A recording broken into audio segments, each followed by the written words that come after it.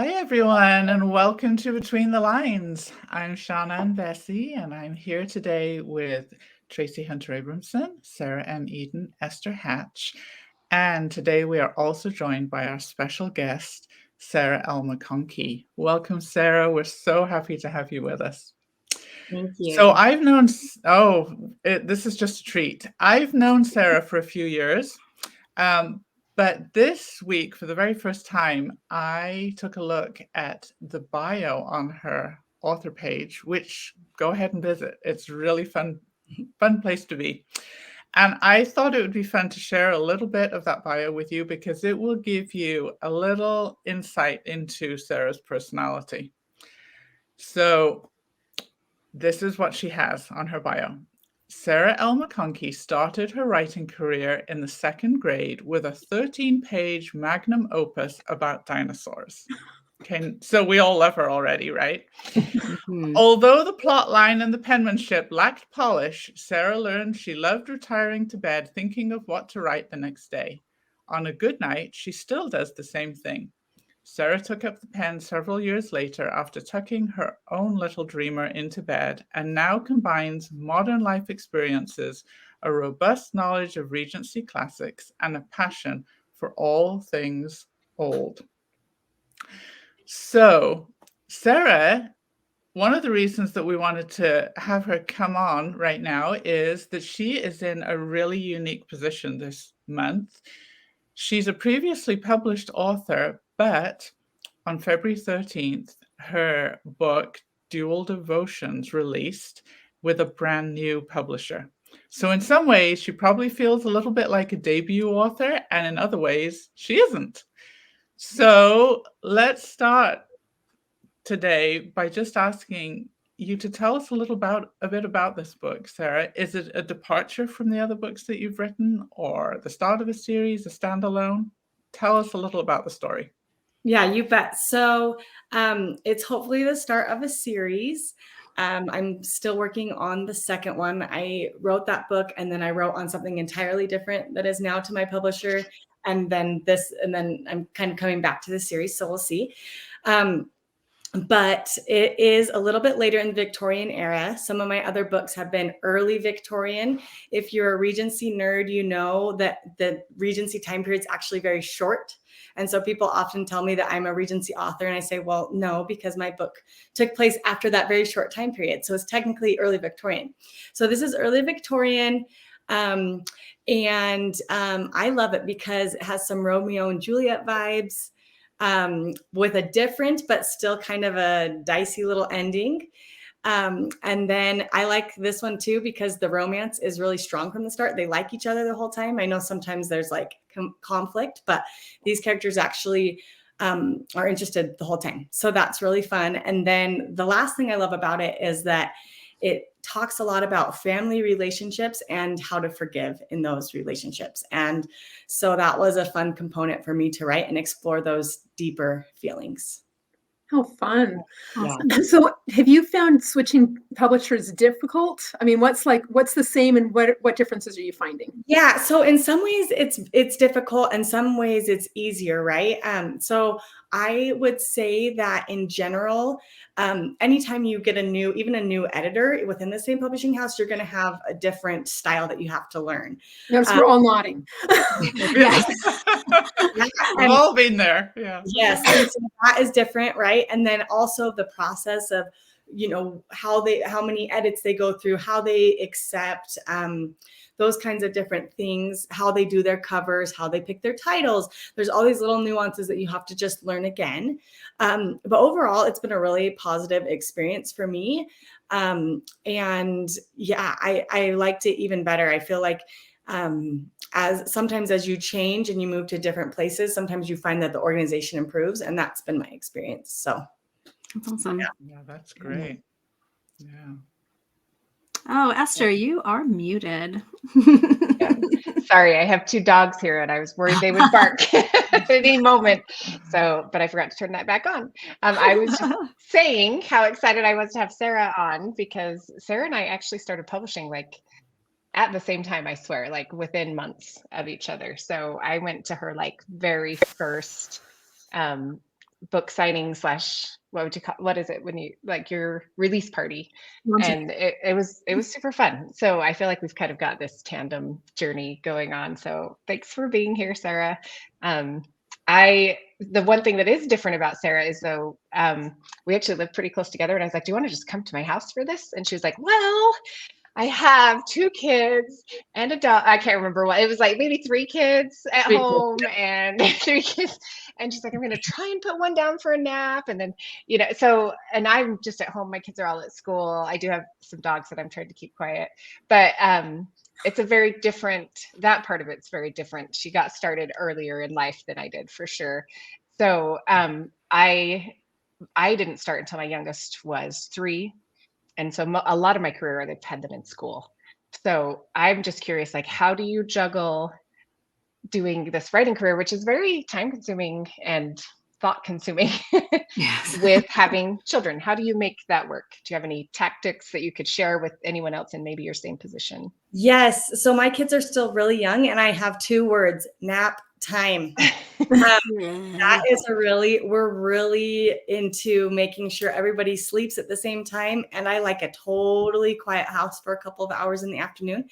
And I try to just commit to no laundry, no cleaning, no anything. It's just me and my computer, at least for, an hour or 2 of that time. So that's one thing. My husband sometimes works at night because of the time zone of his company. And so sometimes I write then, and I've even started waking up early and trying to get up before everybody else gets up. And so you just kind of have to commit that you want to do it. And also you have to be okay with your own journey. Like, I haven't published as fast as some of my friends, and I'm okay with that because I love my role as a mom and I love spending time with my children. And so I think there's different seasons for people of how fast they can put out things. So that's kind of been what I've done. But if you really want to, like, I had a book that I just turned in like a week and a half ago, and I just made a commitment that I was going to get up in the morning and just edit through it one more time because I wanted another read through. And, that motivation when you really commit works really well. And then you just got to put in those hours and you can make it happen. And I love that, when there's a will, there's a way, that we all have different seasons. 'Cause I know when I started, my first book came out within days of my youngest child being born. Like they were 3 days apart. And it was like that nap time was golden, but it was also, I had kids in school already and they all knew, I'm like, I'm turning off the phones. I'm not answering the phone. This is my job. So when friends come to the door and like, hey, let's go do something, I'm like, I'm not home. The garage door is closed. I'm not answering the door. Like if something's wrong at school, call twice. If the phone rings twice, I'll answer it. This is a long time ago. Caller ID was not as big of a deal back then. So, but yeah, it was, but also just knowing like it was okay to just take my time and like I would do 1 book a year back then. And now I do more, but it's really important to, have the priorities be what you want them to be and take control of that. So that's awesome. Yeah. I think even though you may be the only one with really little ones at home right now, Sarah, we've all been there at some point, because when I started writing, my youngest was an infant too. And I remember feeling like I was stealing time. So while I was doing the dishes, while I was driving to piano lessons, while I was doing all of those things that we do as a mother, the storylines going through in your head, so that when you put your casserole in the oven and you put the timer on for 20 minutes, you go to the computer and you write what's been in your head for 20 minutes, and then you're done again, and it repeats. So you just have to find what works. And I think it's really healthy too, because I think sometimes we get in our heads and we get worried about things. And when I'm in my head with my characters, I'm actually in a happier headspace. I'm like, I'm solving a problem. I'm learning about history. I'm doing these things. And it's not like, oh, I'm thinking about what so-and-so said. It's like, I'm here with my people. So I love it. It's a good brain place for me. I wish we could say, and characters don't talk back. They do. But I feel like you have some control. But the whole headspace thing is tricky, because I do remember once finding myself in the produce department at the grocery store, and I honestly couldn't remember how I got there, because I had been so consumed with the story in my head as I'd been driving that I had just gone on automatic pilot. So, oh dear. Well, okay, let me ask you another hard question. This is another one that we've all been asked before, but we'll do it to you anyway. So, where do the ideas for your books come from? Yeah, that's a good question. So sometimes, I'm taking a little bit of life experience and reworking that, or something that I've watched or seen, and putting it in a historical context. And then a lot of times, in order to do that, I want a construct of something historically interesting that I want to bring to the page. And so I just start reading about different aspects of history. And Sarah probably gets this. I know Sean probably gets this too. When I read your books, I feel like it's there. Something grabs you from history and you're like, oh, that needs to make it in, Yes. Just yesterday, I was researching something for my next thing that I'm going to work on. And I told a friend, and she's like, a book needs to be written about that, So I think you just find a little thing in history, you research it more, and then it comes to life. Like, I used to not love history. And now when I think about it as people and connections and stories, I'm like, oh man, I love this. And I think that that's what we do, right? In our books, is we take a historical event and we build the relationships around it. Absolutely. Yes. I love that. And I definitely have seen that in your books, Sarah. And it's fun because you get to kind of learn while you're reading and enjoy like a fun story. So, and I've had a few times where that's happened for me with research, and it's so fun when like that idea sparks a story, because books never write themselves ever. Like, that's something people say that's just not true ever.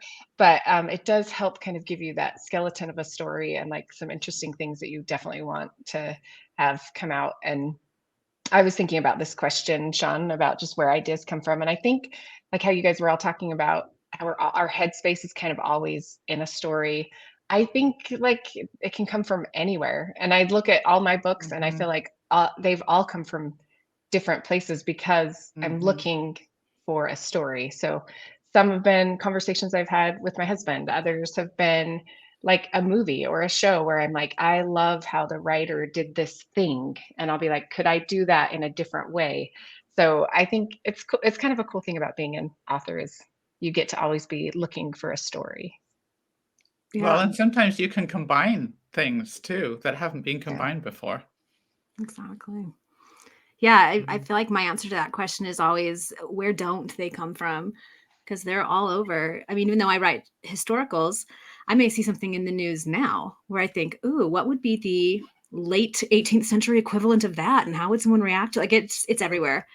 If you really, really want to not ever be asked that question again, not that I'm speaking from experience, you tell the person who asks it, I get my ideas from people who randomly talk to me. They look at you like, maybe I shouldn't have started this conversation. So awkwardness I found is a great catalyst for stories. So Sarah's tip for the day. So I kind of love that we focused this episode on like new things as an author, whether it's new ideas or new publishers or new projects or slightly new time periods. Like Sarah was saying, she actually writes early Victorian, but a lot of the readership who comes into it is very familiar with Regency. So it's this tiny shift. It's this something new. I think as writers, and this has at least been my experience, we're always kind of hungering for something a little bit new and a little bit different and something challenging, which when you think about it is ridiculous, that we're always like, writing isn't hard enough. I'm going to intentionally make it harder on myself. But we have issues. But I think every single one of us has done that, where we've tackled something new, be it a new genre, a new format, a new publisher, a new market.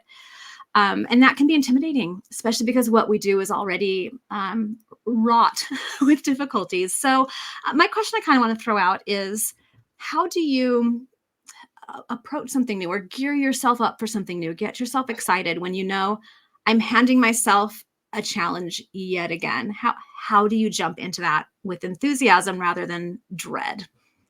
Yeah, for me, I really like to commit kind of like a hard line, like I am going to do this, or sometimes I write it down or I tell someone else.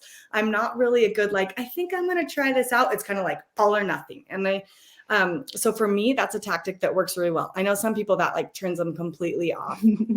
But for me, that's kind of one thing I do, is just say, okay, this is my new thing. Maybe for the next 3 weeks, I'm going to do this or something, give myself a little time and try that new thing. The other thing I was going to say is that I used to teach junior high, and something that was really fun is that I would make my students, I taught choir, but I would make my students do a comfort zone activity. They picked whatever it was, and they had to write a paper about getting outside of their comfort zone. And I would choose to do that as well with them. And then I would read a couple of the papers in front of the class after every semester that we did this. And I just think sometimes realizing this is outside of my comfort zone, but I'm going to do it anyway, is a really great place to be, because you give yourself grace that way, but you also like gear up for the challenge, like you said. I think I'm similar as well. That it's like it's like committing to something. You actually get a sense of excitement for doing something new. Because, after a while, it's like, okay, I do it the same way. And some things we can't change our processes. Although Sarah Eden would be so proud of me that I actually I was writing something in a different format, and I had to do, in essence, an outline. And I about fell over. She was so proud of me. I'm so proud. In tears.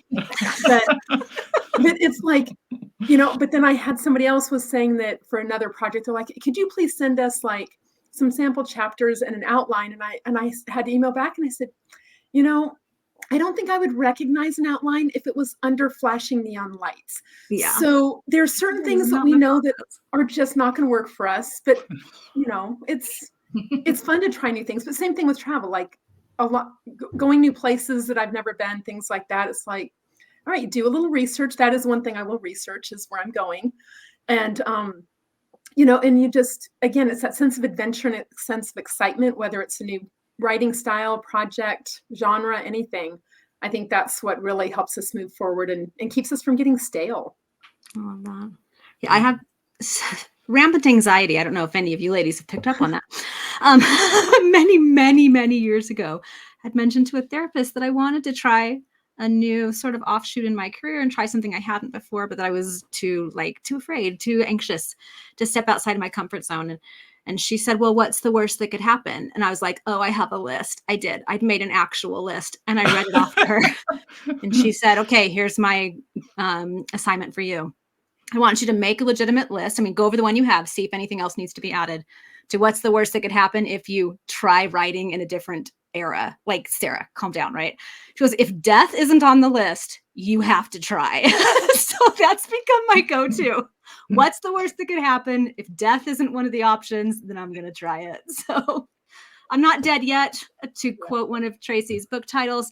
So clearly stepping out of the comfort zone isn't fatal most of the time. Oh, well, and you're all so positive about it. There have been many times, and these ladies who know me best know this, where I will try something new and I will get started in it, and I'm committed. I'm like Sarah and Tracy. I'm committed to see it to the end, but not without complaining all the way. And I will very often say, this was the stupidest idea I ever had, but then I just keep going. So, anyway. She has complained her way to success. And it's never a stupid idea, like never. No. Well, if stupid ideas equate with not being able to sleep at night, I am loaded with them. Oh, well, that is really one of the magical things about writing, is that everyone approaches it differently, and the same thing that can inspire people one way will inspire someone else a different way. And thank you, Sarah, so much for sharing your experiences with us.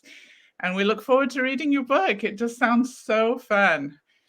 So as we close this episode today, I'd like to ask our listeners, what books have you read and loved that were inspired by something else? Maybe a fairy tale retelling, a historical event, a current event, a family situation. What have you tried that is new? What do you love about trying something new? Leave your answers on our social media. We love hearing from you, and thank you so much for joining us today. We hope you'll join us again on Between the Lines next time.